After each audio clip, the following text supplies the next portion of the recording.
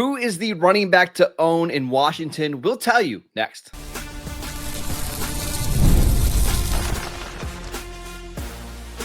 You are Locked On Dynasty Football, part of the Locked On Podcast Network. Your team every day.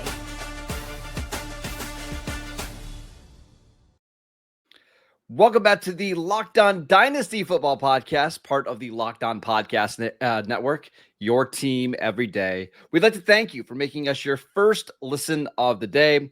I am your host, Marcus Mosher. You can follow me on Twitter at Marcus_Mosher. And joining me today is a special guest. It's Bob Harris, who we've been waiting to have on the show for a long time now. Bob, you can listen to him over on SiriusXM. He does a lot of fantastic work. And I'm excited that you're here because that means Fabs isn't here, Bob. Which right. He's out in Las Vegas. You. Yeah, big it's a massive win for me. We're going to talk about some running back or some backfields that we need to figure out a little bit. And let's start with Washington. Brian Robinson Jr. on the trade block. Austin Eckler's 150 years old. There's Rodriguez. We have, I guess it's not Jacory Croskey-Merrit. It's Bill Croskey-Merrit. Now we figured that out yesterday. Who's the guy that you want in this Washington backfield?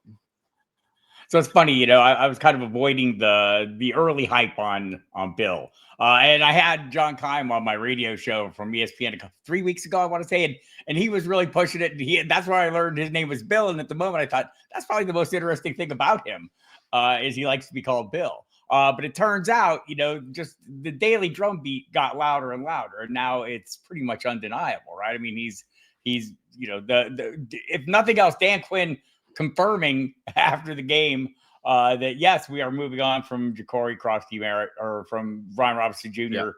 And like maybe Chris Rodriguez Jr. is gonna have a role. He looked fantastic, but like honestly, I don't think you go from 0 to 60 on Brian Robinson Jr. on moving Brian Robinson Jr. based on Chris Rodriguez Jr. I think this is all about Croskey-Merrit. And like when you dig into it a little bit and you watch, I mean, you look what he does. He presses the line of scrimmage. He makes nice cuts, gets through the traffic easily between the tackles, puts his foot in the ground, accelerates through the line of scrimmage, finds a seam. There's a lot to like here. And if you go back, I think it was New Mexico the year before last, played at Arizona last year, only played one game. That probably was a little bit of a tell. But I think the big thing that, the sticking point up until this point is the history of 7th round picks is not great, right? In the last 10 years, 34 7th round picks, one has delivered a usable fantasy season. That was Isaiah Pacheco, and it was a running back 3 season. No running back 2s, no running back 1s, lots of UDFAs, right? Like I say lots, but more UDFAs tend to get success probably because they're getting more fortuitous landing spots of their choosing. But this is real. So I think investing in Croskey-Merrit is right now, that's the lead back to me. And Austin Eckler, we shouldn't overlook. He's old. So am I. But, I'm still here. And he's still there. Last year, 8 of 12 games, he had double-digit fantasy points that he played in, right? And there was a concussion issue. He had a couple of really high-end games. I've kind of liked him in best ball. He's obviously not a dynasty play here unless you're like in win now mode and you're saying, I need a guy to keep me from getting a 0 on any given week. I mean, he might be that, or I guess he is that. We'll see how it plays out, but he's been that up until this year. So I'm not against that, but it's Croskey-Merrit is the target of choice here. I'm struggling with this backfield for all the reasons you just mentioned. Like, this could just be a really heavy committee. I also think they're just going to throw the ball a bunch. And we should mention, like, Deebo Samuel, the first play on Monday night was a jet sweep to Deebo. Now, they've talked about not using Deebo as much as a runner, but I mean, you get into these games and it's just so easy to give Deebo the ball and create chunk plays. I think that's going to happen. Is there a chance that just all 3 of these guys eat into each other's workloads so much that none of them are worth more than the what the heck flex? Well, like right now, like the price is going to rise on Croskey-Merrit, right? Yeah. Undoubtedly, the ADP rocket is strapped to his backside and he will shoot up. But like, where is that? Is that round 8? Is that round 7 in redraft and dynasty? I'm sure it's going to be, people are going to be way more interested, but like, I guess, if you're in an ideal world, I don't have to mess with this backfield. But it's an ascendant offense with a great young quarterback. They get all the pieces in place. I'm looking at you, Terry McLaurin. There's a lot to like. And by the way, let's include Jaden Daniels in that committee. He had the 14-yard touchdown run Monday night. So there's that as well. But I do think that, like, I would like a piece of this offense. And maybe the cheapest piece you can get right now, or a cheaper piece, is going to be a piece of the backfield. And I'll probably settle for that. All right. So we like to give our listeners some actionable advice. So if Bill Croskey-Merrit, I'm gonna have a hard time saying Bill and not Jacory.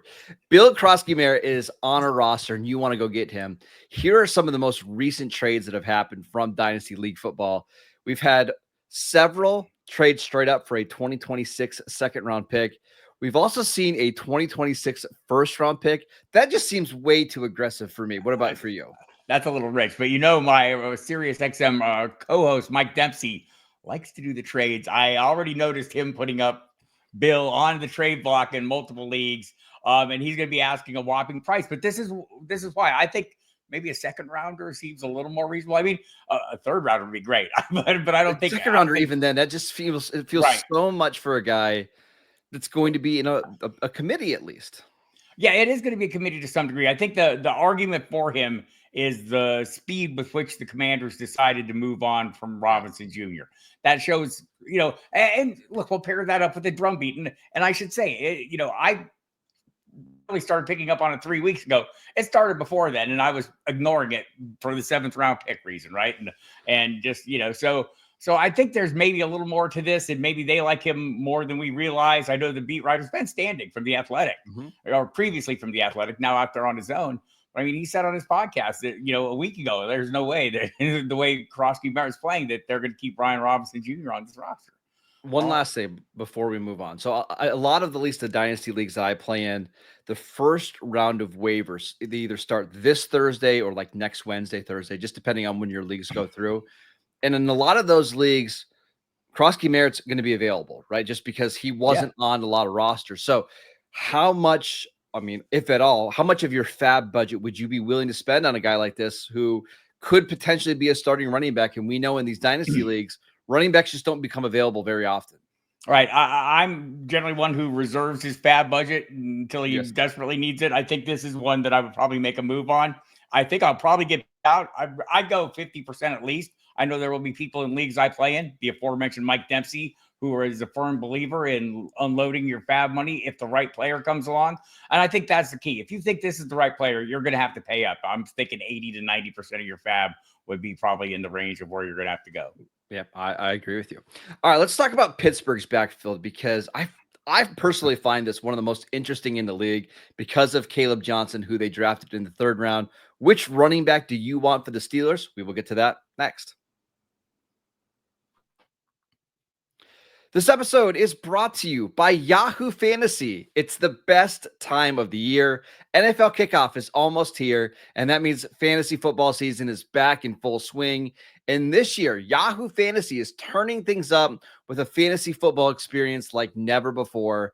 This year, Fabs and I are playing on Yahoo Fantasy, and you should too, whether you're a first-timer or a veteran making your millionth league. And to celebrate 28 years of fantasy football greatness, Yahoo Fantasy is dropping 28 big new features over 28 days throughout August. And to kick it off, they've just dropped Yahoo Fantasy Guillotine Leagues, a killer new way to play fantasy football on Yahoo, where the lowest scoring team gets eliminated each week until there's only one team left standing. And with a season right around the corner, now is the time to gather up your league mates and give this new mode a try.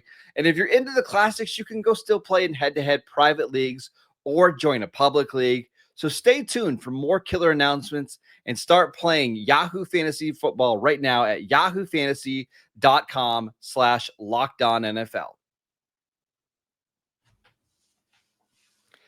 Welcome back to the Locked On Dynasty Football Podcast. We'd like to thank you for making us your first listen of the day. We are joined by the great Bob Harris. You can follow him on Twitter at FootballDiehard. Bob, let's talk about the Steelers backfield, because there are a lot of people, at least on social media, getting really excited about Caleb Johnson. He had a couple of big cutback runs last week in the preseason.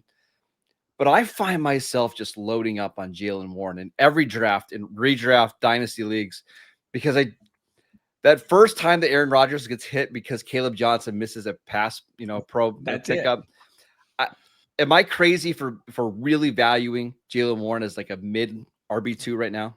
I am old enough to remember the late Lawrence Phillips whiffing on Aeneas Williams and essentially ending Steve Young's career. And it seems like ever since then, on a Monday Night Football game, by the way, years ago, it seems like ever since then, the pass protection has become such a focal point for the running back position. And the young guys come in, they're not all up to speed. And Caleb Johnson isn't. Seems like he's, to me right now, behind Kenny Gainwell. Just the way the rotations have been going. You're right on Jaylen Warren. He seems to be locked into no playing time, but the starters are sitting out. Jaylen Warren's sitting out. So this might be a little bit of a slow burn. I mean, I think you can still believe in the Caleb Johnson talent and the draft cap expended and maybe the way this offense wants to go. But until he figures out pass blocking, it's not going to happen. And that may not be that's not necessarily going to be a this year thing. No, Caleb Johnson right now on Dynasty League Football, RB 17. And that just feels really aggressive to me because I'm sure there's a lot of dynasty managers out there that are looking at the contract situation, Jaylen Warren on the final year of his deal, and they just feel like, okay, if it's not this year, it's going to happen for sure next year. Right. But Bob, I just won't be surprised if like Warren's playing really well, to open the season. He's catching all these little dump offs from Aaron Rodgers. The Steelers give him a 2-year extension, and we're right back into the same situation next year. So I think from a dynasty perspective, Jaylen Warren is a big buy right now. RB 30, just ahead of guys like Brian Robinson, Aaron Jones, Tony Pollard. I'm buying them. Yeah, I'm with you right now. Like it's funny because I can go back to last year or the previous offseason when Najee Harris's option wasn't picked up. And one of the beat writers in a long time back there, Ed Bouchette, was arguing that they've got to decide this year if Najee Harris is their running back of the future. But some people within the organization think that guy is Jaylen Warren. So here we are a year later, and there is no Najee Harris, and Jaylen Warren is now the lead back. There are people in that organization think he's an ideal fit for what Arthur Smith wants to do, and gives him that little additional playmaking ability as a receiver, certainly an understanding as a pass protector. And when you've pushed all in on an aging quarterback, a veteran quarterback, Aaron Rodgers, I think that's something that you've got to be mindful of. So it's going to be a little bit of a slow burn. Well, I'm a little intrigued, in redrafts and best balls by Kenny Gainwell, a guy that's going to be a free square play. I don't think you can use any of these guys or lean on any of these guys for reliable production this year, not named Jaylen Warren in this backfield, though, in Dynasty. Yeah, I agree. Caleb Johnson's just a little bit overpriced for me in Dynasty leagues. I understand the hype, but RB 17 ahead of guys like James Cook, Kenneth Walker. I would just rather have those guys given their situations. We're going to talk about the Jacksonville running back situation in segment 3, but Bob, I wanted to get your thoughts on the Cowboys. Listen, I'm a Cowboy fan. You can see by the jerseys and by the background here. From a fantasy and a dynasty perspective, what's your read on this Cowboys running back situation? Because this does feel like it's going to be one of the best offenses in the league. Not only because they have the talent, because they're going to have to be because of their defense. Who do you want in this backfield? I feel like the Cowboys, when they heard that Brian Robinson Jr. is available, went, "Oh wow, I wish we weren't in the same division." I know. So I think right now, again, often use my Sesame Street theory of fantasy football. One of these things is not like the other, and Jaden Blue is the thing that's not like the others. He's a little bit nicked up right now, smaller back. So it's Jahmyr Gibbs. He'd like running backs under 200 pounds can succeed in the league. He's 1 pound under. Blue, something at the same range. Great speed. I think we know what Javonte Williams is, and I'm okay rolling with him as a floor play, right? But you haven't heard anything. There's been no enthusiastic reporting. Maybe you've heard more or a bit closer to the ground in Dallas. But just out there going through my daily rituals of checking out all the beats and stuff, I don't see a lot of enthusiasm for Javonte Williams. Just yes, Javonte Williams is there, and beyond that, no one's excited. I do like Clayton Adams coming in from Arizona. Obviously, Cardinals' offensive line was a great thing. He's not going to be calling plays, but he's there to help that running game get on track. Brian Schottenheimer, we know his history is he wants a balanced offense. I don't know if he can get it here with the backfield he has. I've been investing in two players. Well, I've invested in Miles Sanders as well, but that's just a dark toss late in draft. But if I'm playing right now in Dynasty, the only answer to me is Jaden Blue. Mm-hmm. In redraft, it's the one that you find when you need them the most. Williams going slightly ahead of Blue, and we'll talk about the Jacksonville backfield. All those guys are kind of in the same pool, and I feel like they're, you could pick the one you like the best or love the one you're with and hope for the best. But I think Dynasty, there's only one clear answer to me. It's Jaden Blue at the right price. Jaden Blue, RB 40 right now on Dynasty League Football, which is fine. Like, I think that's a fair price for him. Yes. I'll just add in, Bob, like, they like Javonte Williams. He has not played in the 2 preseason games. He's not going to play in the 3rd one. So he's on the roster. Like, check it, right? We know Jaden Blue is going to make the roster as well. But everything beyond that is up in the air. And one of the things that Brian Schottenheimer said on Monday is that there's going to be some surprise cuts on this team that maybe a lot of people weren't thinking. And when he said that, the first name that came to mind was Miles Sanders. He's been dealing with an injury, and I don't think he's looked all that great when he's been out there at practice and even in the preseason game. I wonder if they could move on from Miles Sanders and use that roster spot for someone like Brian Robinson, who might ultimately get released. Right. Yeah. Or somebody else. Or maybe they just feel like, hey, if we're going to be bad at the running back position, let's at least be cheap and bad and young. And maybe they just roll with Phil Maffa and Jaden Blue as RB2, RB3, and we see what they do. And we'll address the situation in 2026. One thought on Robinson. What do we covet? We covet what we see, and we see Robinson have great success against the Cowboys. If he were released, what was that, a Thanksgiving Day game where he lit them up? You think like Minnesota trading for Jordan Mason, go back to last year, Jordan Mason tore them a new one, right? And so, teams do have that affinity for guys they've seen have success against them. So if he were released, I do think that would be a possibility. We talked about it on the radio last night. But until then, for me, it's Jaden Blue. And I'm with you. I think that's, those are the 2 backs to have. Miles Sanders was a dart toss, but my feeling all along was, if we didn't see more from him in Carolina in that backfield with the personnel on hand there, he's not likely to crack. He's more of a contingent upside guy for me, and that goes away if he doesn't have a job. Troy Aikman said something really interesting during the broadcast on Monday night about the Brian Robinson situation. They said that Washington's had a hard time trading him because he's making so much money. And I thought, well, he's on a rookie contract. How can he be making that much money? Because of some of the escalators and some of the things he's done. He's making like $3.5 million, which is not a ton of money in the grand scheme of things. But for a running back that's on the final year of his deal that, isn't all that explosive, you can see why some of these teams might be hesitant to take on that cap. But I do think if he's released, I could see half a dozen teams putting in wanting to sign him as soon as he clears waivers. I see a race. And I mean, you can think of a number, like Tennessee with Tyjae Spears beat up. Cincinnati, has not a lot of depth.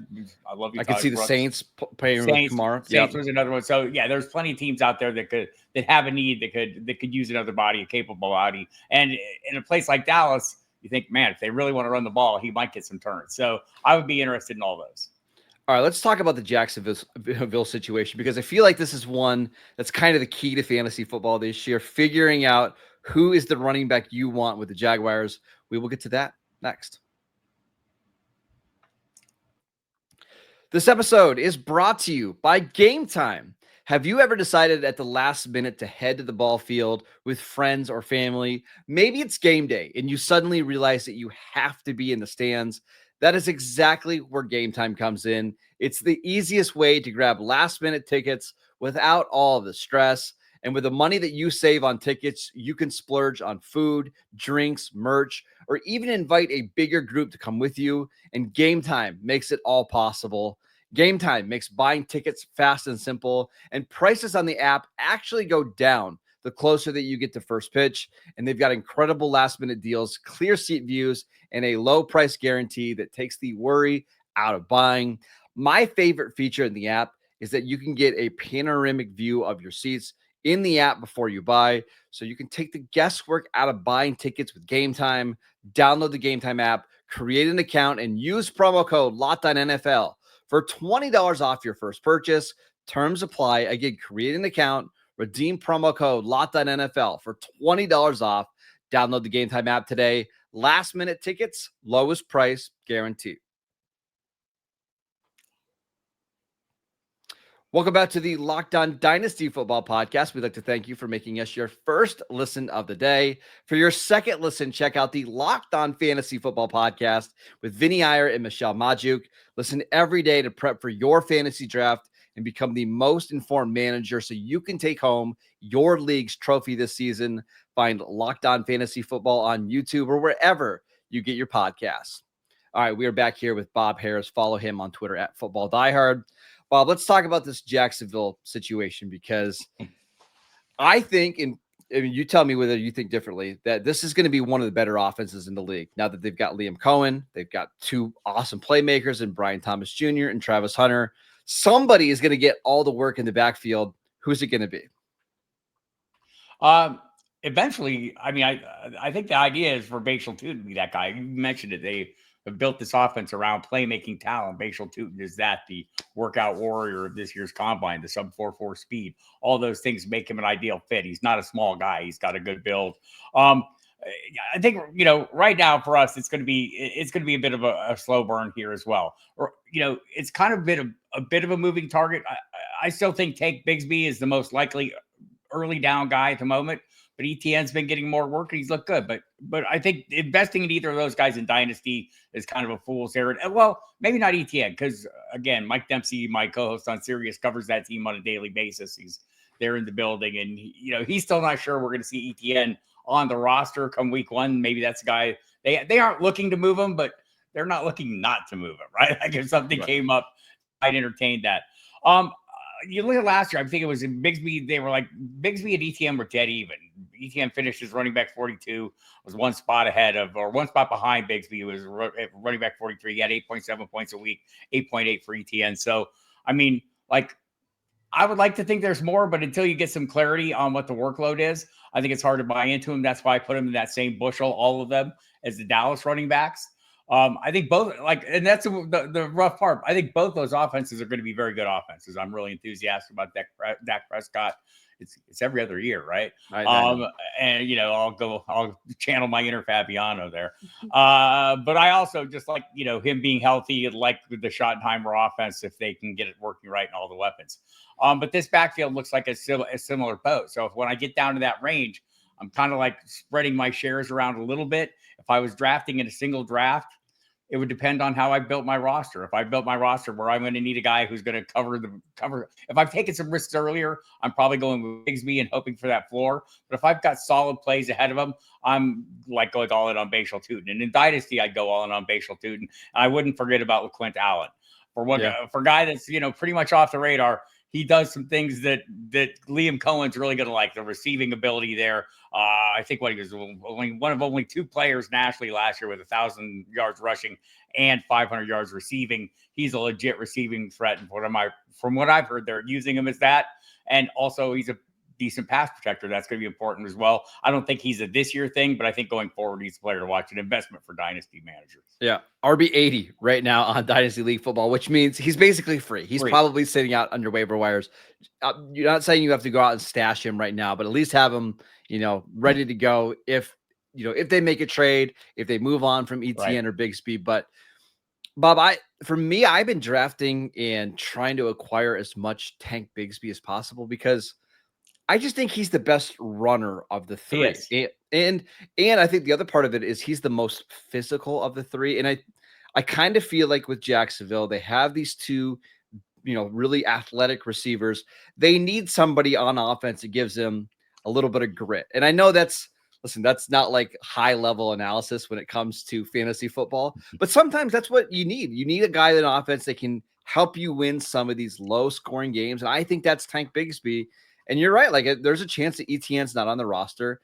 Bashal Tutin is still running with the 2s and 3s during preseason in camp. I think Bigsby's the guy that could have 1,000 yards and double-digit touchdowns this year. I think he's going to be a driving force, but I still think, the thing you mentioned at the top, Brian Thomas Jr. had 18 catches of 20 yards or more last year, 8th in the NFL, 7 catches of 40 yards or more. Travis Hunter, 16 catches of 20 more yards last year. Tutin, what do you have?